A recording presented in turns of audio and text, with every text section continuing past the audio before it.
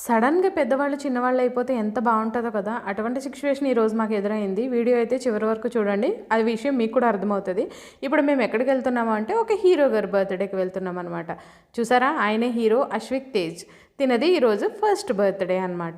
ఇంకా ఏంటి మేమొచ్చి చాలా సేపయింది. ఇంకా రాలేదు, రాలేదు అనుకునే లోపే ఇక హీరో గారు ఎంట్రీ ఇచ్చేసారండి. చూసారా ఎంత స్టైల్‌గా ఎంట్రీ ఇస్తున్నాడో! అసలు బుడ్డోడు ఎంట్రీ మాత్రం అదిరిందండి నిజంగా. తనది ఫస్ట్ బర్త్‌డే అనమాట.